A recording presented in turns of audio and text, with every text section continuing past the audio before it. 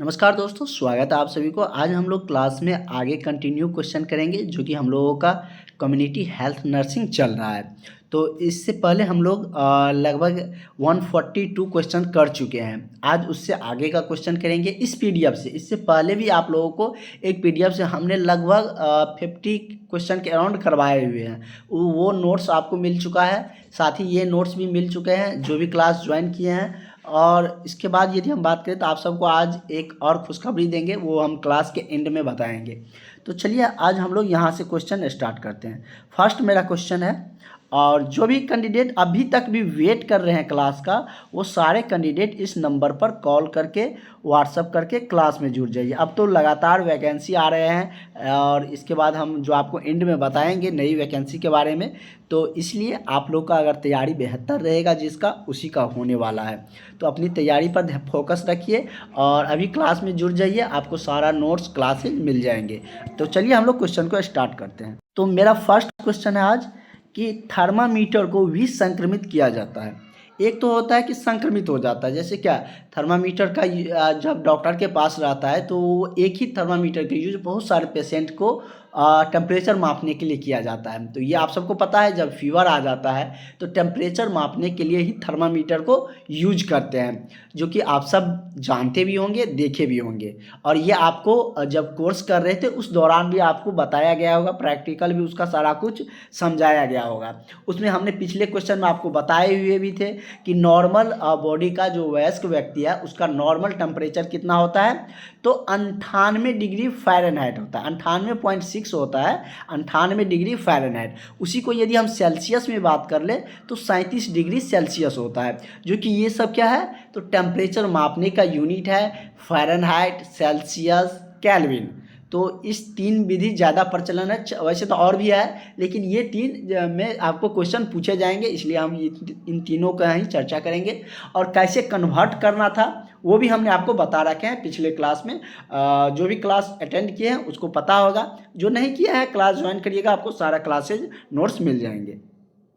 तो वही कह रहा है कि जब विष संक्रमित हो जाता है, थर्मामीटर को विष संक्रमित किया जाता है। कैसे उसको विष संक्रमित करिएगा, डिटोल में डालकर या लाइसोल में, सेवलॉन में, या ऑल ऑफ दीज। तो इन सभी के माध्यम से क्या क्या, तो डिटोल में देकर भी आप उसको भी संक्रमित कर सकते हैं, लाइसोल में भी और सेवलॉन में भी। तो करेक्ट आंसर आपका क्या हो जाएगा, ऑल ऑफ दीज। इसका करेक्ट आंसर आपका ऑप्शन नंबर डी सही हो जाएगा। ठीक है, नेक्स्ट क्वेश्चन है, कह रहा है कि ऑटोक्लेव, क्या कह रहा है कि ऑटोक्लेव में टेम्परेचर का मान रखा जाता है।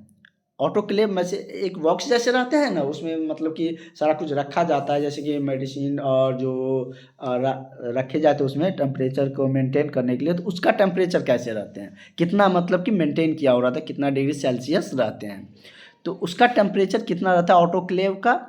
तो ऑटोक्लेव की हम बात करें तो उसका टेम्परेचर 121 डिग्री सेल्सियस रहता है। फ़ारेनहाइट में ये बहुत हो जाएगा, सेल्सियस में दिया है 121 डिग्री सेल्सियस पर ऑटोक्लेव का टेम्परेचर रखा जाता है। तो इसका करेक्ट आंसर आपका क्या हो जाएगा, ऑप्शन नंबर बी सही हो जाएगा। ठीक है, नेक्स्ट क्वेश्चन हम लोग देखते हैं। हमारा अगला क्वेश्चन क्या कह रहा है, उसी से रिलेटेड है, ऑटोक्लेव से, प्रीवियस क्वेश्चन से ही ये भी रिलेट है।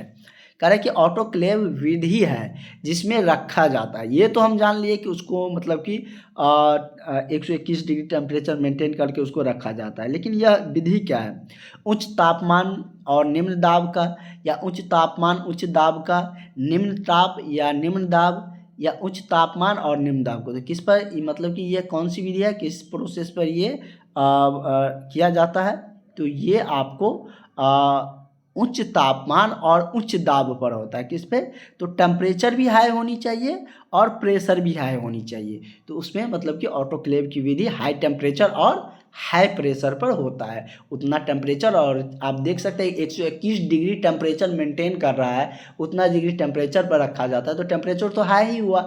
जब हम लोग रहते हैं, जैसे हम लोग रूम टेम्परेचर पर रहते हैं, हम लोग 25 डिग्री सेल्सियस, मात्र 25 डिग्री सेल्सियस पर रहते हैं। जैसे हम लोग रहते हैं ना, मतलब कि परिवेश में, जहाँ भी घर में बाहर में रहते हैं, तो सब नॉर्मली 125 डिग्री माना जाता है, एवरेज माने जाते हैं। ठीक है, वैसे सर्दियों के दिनों में थोड़ा टेम्परेचर घट भी जाता है, ज़्यादा गर्मी आने में थोड़ा बढ़ भी जाता है, लेकिन रूम टेम्परेचर 25 डिग्री सेल्सियस माना जाता है।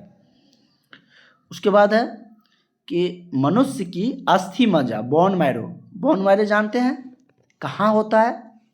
तो बोन मैरो को सेकेंड दिमाग भी कहा जाता है मानव शरीर का। बोन मैरो जैसे हमारे जैसे हम खड़ा होते हैं तो वो बोन मैरो के ही सहायता से खड़ा होते हैं। पीछे में जो पीठ के पीछे में आप देखते होंगे कि जिसको आप लोग रीढ़ भी बोलते हैं, उसी को मतलब कि उसमें जैसे कि बोन मैरो उसके अंदर में होते हैं। तो वही कह रहा है कि मनुष्य के अस्थि मज्जा बोन मैरो से प्राप्त प्रतिरोधकता कहलाती है। बोन मैरो का बहुत सारा फंक्शन है।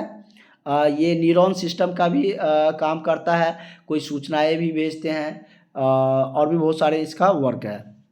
इसमें पूछ रहा है कि बोन मैरो का क्या है, तो प्रतिरोधकता क्या कहलाती है? कोशिका प्रतिरोधकता या ह्यूमरल प्रतिरोधकता या निष्क्रिय प्रतिरोधकता? तो ये क्या कहलाता है? तो ये आपका कहलाता है क्या कहलाता है? ह्यूमरल प्रतिरोधकता।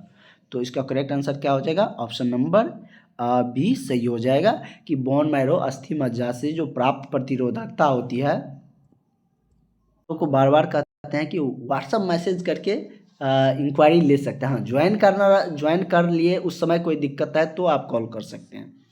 इसमें आप देख सकते हैं, तो इसका हमने बता दिया। नेक्स्ट क्वेश्चन देखते हैं क्या कह रहा है।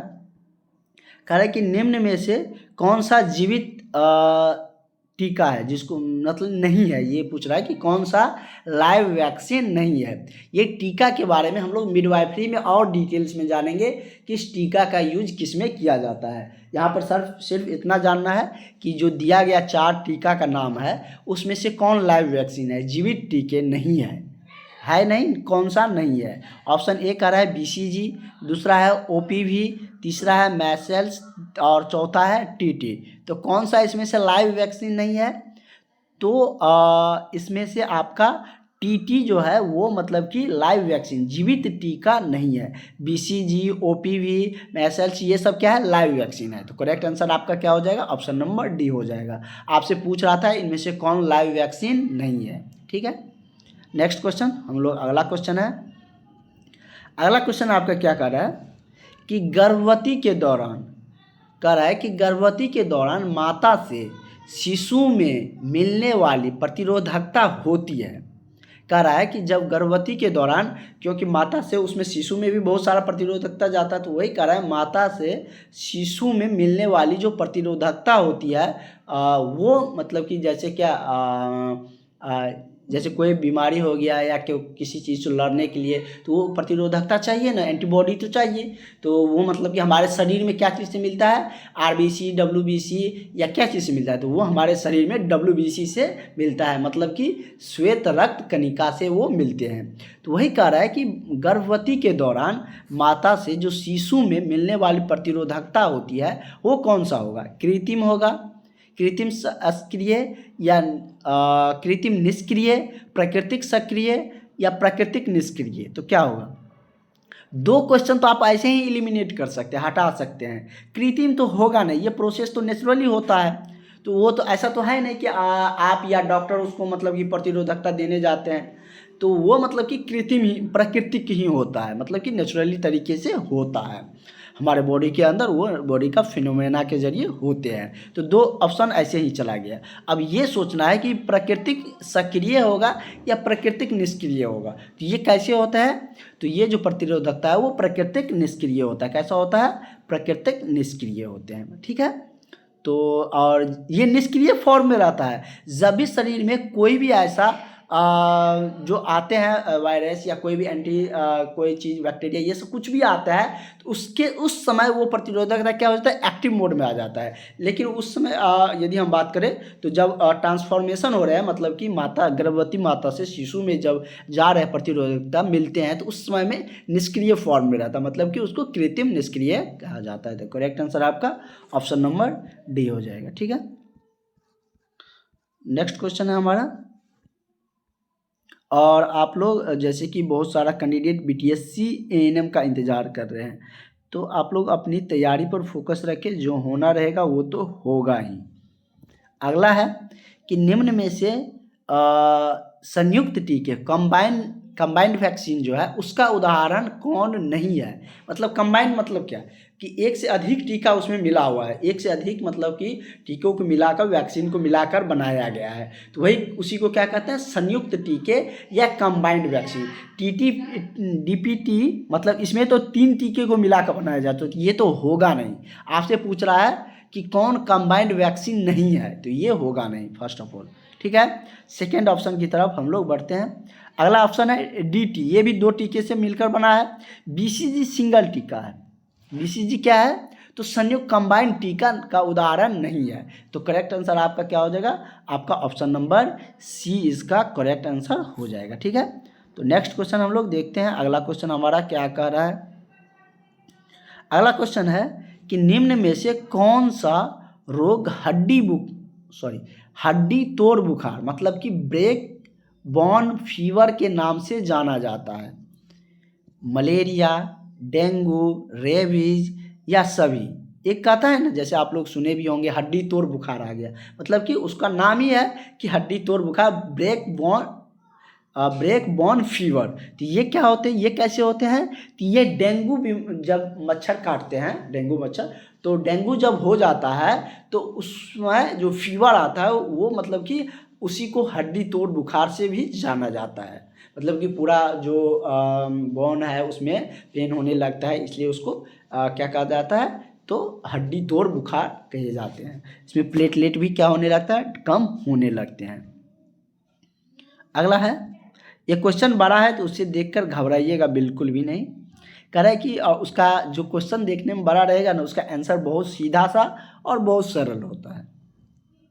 कह रहे यदि एड्स से पीड़ित व्यक्ति है, कोई व्यक्ति यदि एड्स से पीड़ित है तो जिसका उपचार नर्स द्वारा किया जाता है। यदि कोई आप लोग ड्यूटी आवर में है, कोई एड्स से पीड़ित व्यक्ति आते हैं, अगर आपको उपचार करना है, उसी में वही कह रहा है कि यदि उसे उपचार नर्स द्वारा किया जाता है तो इस दौरान नर्स की कौन सी सावधानी बरतनी चाहिए, क्योंकि वो वायरस जनित जो रोग है, हमने आपको बता रखे हैं कि बहुत सारा रोग क्या है, वायरस मतलब कि संक्रमित रोग है। संक्रमण वायरस और भी बहुत सारी चीज़ों से फैलता है। संक्रमण मतलब क्या, अगर नर्स मतलब बिना सावधानी का अगर वो ट्रीटमेंट करते हैं, उपचार करते हैं, तो उसमें भी फैल सकता है, इसलिए वहाँ पे सावधानी बरतने की ज़रूरत होते हैं। कुछ साल पहले जो कोरोना वायरस आया था वो भी संक्रमित बीमारी थे, वो भी एक से दूसरे में फैलता है। जैसे छोटी माता स्मॉल पॉक्स हमारे इंडिया में जो होते थे पहले, अब तो वो उन्मूलन हो चुका है, समाप्त हो चुका है लगभग। तो वो भी क्या था, वायरस जनित थे, क्योंकि एक से दूसरे में फैल जाता था।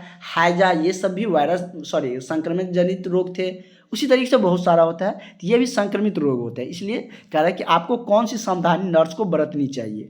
पहला ऑप्शन है कि रोगी की देखभाल करते समय दस्ताने का उपयोग करना चाहिए। तो ये तो बिल्कुल सही है, दस्ताना का उपयोग तो करना ही पड़ेगा। चश्मे गोगल्स का उपयोग करना चाहिए। गोगल्स तो उतना इम्पैक्टफुल नहीं है, ये नहीं भी रहेगा तो कोई दिक्कत है नहीं। मास्क का उपयोग करना चाहिए। तो इसमें सबसे ज़्यादा वैसे तो मास्क लगाना ही चाहिए, लेकिन सबसे इम्पैक्टफुल इसका आंसर क्या हो जाएगा, यदि रोगी का उपचार कर रहे हैं तो उस समय उसको देख रेख के लिए दस्ताने का ज़रूर उपयोग करना चाहिए। ठीक है, करेक्ट आंसर आपका इसका ऑप्शन नंबर ए हो जाएगा। नेक्स्ट है मलेरिया। मलेरिया भी क्या होता है, मच्छर के काटने से ही होते हैं। जैसे कि एन्फ्लुएंजा मच्छर, एक मादा मच्छर होता है, एन्फ्लुएंजा ही नाम है आई थिंक, कल हम आपको क्लियरली बता रहे, एन्फ्लुएंजा ही कहा जाता है। तो उसके काटने से होता है, और इसका उपचार सिनोना का जो पौधा होता है उससे किया जाता है। मतलब वही कह रहा है कि मलेरिया रोग में, मेरा क्वेश्चन वो नहीं है, वो हम आपको बता रहे हैं। कह रहा है कि मलेरिया रोग किसके द्वारा होता है, वायरस, प्रोटोजोआ, हुकवर्म या सभी। तो इसके बारे में हम पहले भी चर्चा कर चुके थे, नहीं इसके बारे में नहीं, हम वहाँ पे वायरस के बारे में जो वायरस जनित रोग थे वो देखे थे। मलेरिया किससे होता है, तो ये प्रोटोजोआ जनित रोग होते हैं। कौन सा, प्रोटोजोआ जनित रोग होते हैं, जो कि मादा मच्छर के काटने से होता है। ठीक है, करेक्ट आंसर क्या हो जाएगा आपका ऑप्शन नंबर क्या हो जाएगा, बी हो जाएगा। जैसे क्या मादा मच्छर, जैसे ब्लड, आपको पता है कि मच्छर क्या करता है, हमारे शरीर से ब्लड लेते हैं, अगर उस दौरान लार्वा हमारे शरीर में चला जाता है तो उसी से क्या होता है, तो मलेरिया होने लगती है। ठीक है, तो इसका करेक्ट आंसर क्या हो जाएगा। उसका उपचार क्या है वो भी हमने आपको बता दिए। सिनकोना नामक एक वृक्ष होता है, उसके छाल से किया जाता है, मेडिसिन उसको बनाया जाता है, उससे भी होता है। उसका ज़्यादातर इसका यूज होते हैं, और ये एक प्रोटोजोआ जनित रोग है। ठीक है, नेक्स्ट है, अगला क्वेश्चन है कि निम्न में से प्लेग कौन सा रोग, प्लेग रोग। अब आप बताइए प्लेग रोग किसके काटने से या कैसे फैलता है। तो प्लेग रोग आई थिंक चूहे से फैलता है। किससे फैलता है, तो प्लेग रोग चूहा के माध्यम से। जैसे रैबीज, रैबीज क्या होता है, तो कुत्ते के काटने से होते हैं, जिसका अभी तक वैक्सीन भी उतना इम्पैक्टफुल वैक्सीन अवेलेबल भी नहीं है, तो वो कुत्ता के काटने से होते हैं। मच्छर से काटने से कौन कौन से बीमारी होते हैं वो भी हम लोग जान चुके हैं। उसके बाद प्लेग आया, प्लेग चूहे से फैलते हैं जनरली।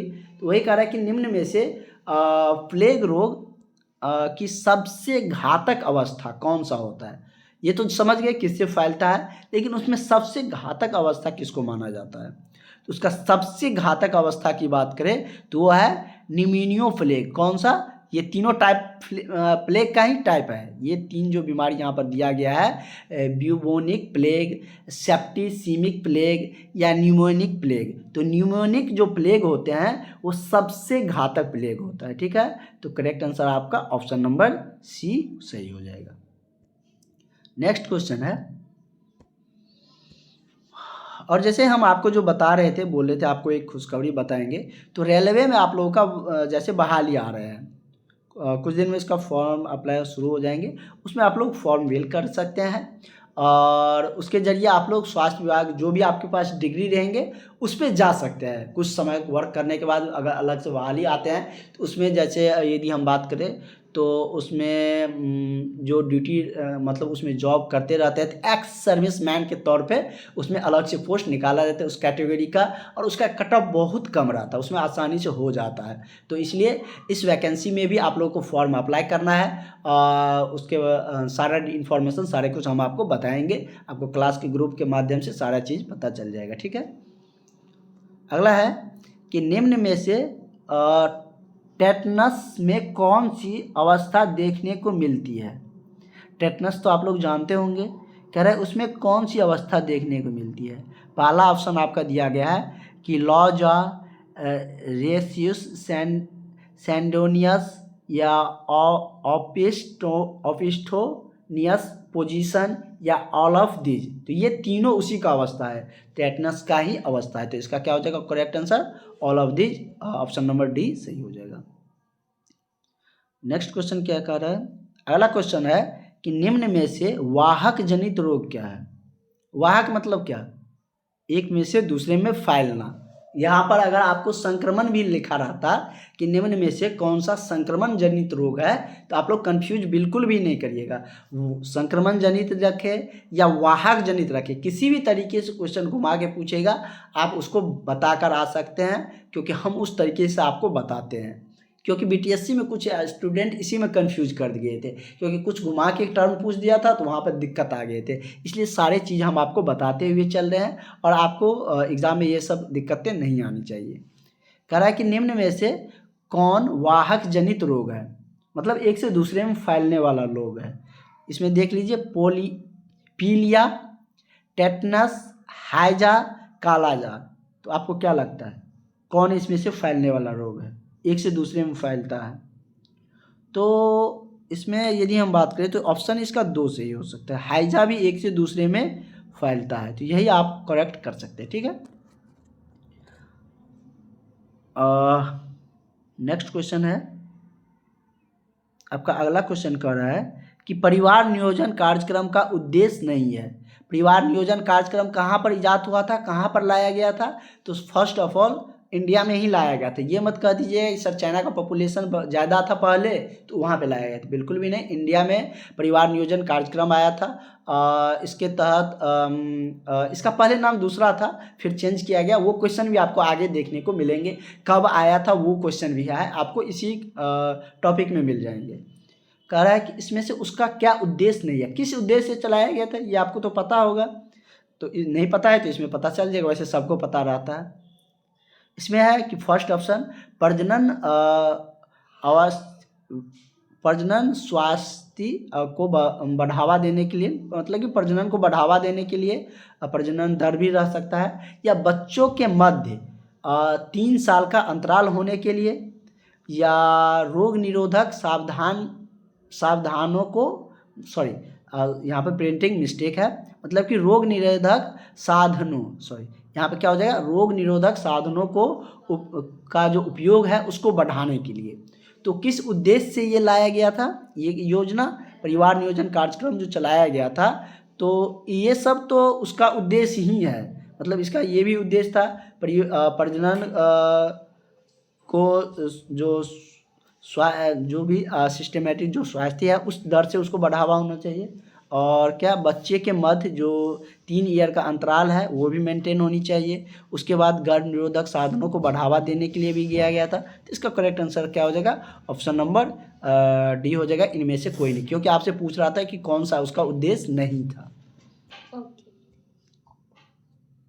नेक्स्ट है कि पारिवारिक स्वास्थ्य नर्सिंग प्रक्रिया का भाग नहीं है। इनमें से कौन पारिवारिक स्वास्थ्य नर्सिंग प्रक्रिया का भाग नहीं है, उसका अंक नहीं है। आकलन करना, योजना, नर्सिंग निदान, नियंत्रण, ये क्वेश्चन दूसरे टाइप से इससे पहले भी करवाए हुए हैं, वहाँ पर भी था ये, लेकिन उसमें था कि कौन उसका भाग है। यहाँ पर पूछ रहा है कि पारिवारिक स्वास्थ्य नर्सिंग प्रक्रिया का भाग नहीं है। आकलन करना, योजना, नर्सिंग निदान, ये सब तो उसका भाग ही है, नियंत्रण उसका भाग नहीं है। तो करेक्ट आंसर क्या हो जाएगा आपका, ऑप्शन नंबर डी सही हो जाएगा। ठीक है, इसके बाद यदि हम बात करें तो और कुछ क्वेश्चन देख लेते हैं। कह रहा है कि पारिवारिक स्वास्थ्य सेवाएं, कल से आप लोगों की और भी क्लासेज और भी क्वेश्चन ज़्यादा होंगे कल या परसों से, क्योंकि हम दूसरे मतलब की चीज़ों में अभी व्यस्त हैं। कह रहा है कि पारिवारिक स्वास्थ्य सेवाएं प्रदान की जाती है कहाँ पर, स्वास्थ्य केंद्र पर, घर गृह में, या उप स्वास्थ्य केंद्र में, या सभी। तो क्या लगता है आपको क्या ऑप्शन होगा, ये तो इसका आंसर तो आप भी कर सकते हैं। जो पारिवारिक स्वास्थ्य सेवाएं प्रदान किया जाता है वो स्वास्थ्य केंद्र पर भी हो सकता है, गृह में भी हो सकता है, घर पे भी हो सकते हैं, उप स्वास्थ्य केंद्र में भी हो सकता है, इसलिए इसका करेक्ट आंसर क्या हो जाएगा आपका, ऑप्शन नंबर डी हो जाएगा, ऑल ऑफ दीज। अगला है कि नवजात शिशु सुरक्षा कार्यक्रम कब प्रारंभ किया गया था। नवजात शिशु किसको बोला जाता है, जब 1 ईयर से कम बच्चा रहता है तो उसको इन्फेंट शिशु मतलब बेबी नवजात शिशु बोले जाते हैं। उसके बाद उसको शिशु कहने लगता है, उसके बाद धीरे धीरे चाइल्ड हो जाता है, वयस्क हो जाता है, इस तरीके से प्रोसेस बढ़ता है। कितना एज में क्या बोला जाता है ये आप सबको और डिटेल्स पता भी है। तो वही कह रहा है कि नवजात शिशु सुरक्षा कार्यक्रम एक कार्यक्रम चलाया गया था नवजात शिशु के बचाव के लिए, क्योंकि बहुत सारे पहले तो अब तो इसका जो मृत्यु दर है वो कम भी हुआ है। पहले मेटेरियल जो मृत्यु दर होते थे और जो बच्चे का मृत्यु दर होते थे शिशु का वो ज़्यादा था, नवजात शिशु का खास करके, तो वो फिलहाल कम हुआ है। यही कह रहा है कि नवजात शिशु सुरक्षा कार्यक्रम प्रारंभ हुआ था कब, 2005 में, 7 में, 9 में, 11 में। तो ये कब प्रारंभ हुआ था, तो ये आरंभ हुआ था 2009 में। कब हुआ था, तो 2009 में इसका आरंभ हुआ था। फिर वही क्वेश्चन आ गया, गृह मुलाकात से आपको 4-5 क्वेश्चन देखने को मिल गया इस टॉपिक में। कह रहा है कि गृह मुलाकात का लाभ इनमें से कौन नहीं है। इसमें दूसरा टाइप से पूछा है, इससे पहले जो क्वेश्चन रहता था उसमें रहता था कि गृह मुलाकात का कौन लाभ है, उसका क्या फ़ायदे हैं। यहाँ पर है कि कौन गृह मुलाकात का लाभ नहीं है। पहला है कि परिवार के सदस्य घरेलू वातावरण से सहज महसूस करते हैं, या गृह मुलाकात के दौरान सामुदायिक नर्स का ध्यान एक ओर केंद्रित रहता है। और ये भी ठीक है, क्योंकि गृह मुलाकात में जाएंगे तो मतलब क्या उसी के घर पे केंद्रित रहेंगे, तो ये भी दोनों तो सही है। तीसरा ऑप्शन कह रहा है कि गृह मुलाकात के दौरान नर्स को कई बार इंतज़ार करना पड़ता है, तो ये इसका लाभ में नहीं आएगा। एक्चुअल में तो इंतज़ार तो करना भी पड़ता है कि उस घर में जो मेंबर है, उस घर का जो हेड मेंबर है वो नहीं है, या बहुत सारे रीजनों से, या जिसके लिए गया है वो पेशेंट वो या वो भी नहीं है, तो इन सारे वजहों से थोड़ा देर इंतज़ार करना पड़ता है। तो ये एक डिमेरिट फैक्टर भी है और यही उसका लाभ नहीं माना जाएगा। तो करेक्ट आंसर आपका क्या हो जाएगा? ऑप्शन नंबर सी हो जाएगा। तो इस टॉपिक से कुछ इजी क्वेश्चन आपको देखने को मिल रहे हैं। तो इस टॉपिक से ज़्यादा क्वेश्चन भी हम लोग करेंगे क्योंकि ज़्यादा क्वेश्चन पूछा भी जाता है। इसके बाद मिडवाइफरी से तो हम लोग कुछ क्वेश्चन किए भी है और इस टॉपिक के बाद दूसरा नया टॉपिक स्टार्ट होंगे, उसके बाद फिर से मिडवाइफरी पे हम लोग आएंगे। तो और हम लोग आगे क्वेश्चन कल के क्लास में करेंगे। Thank you.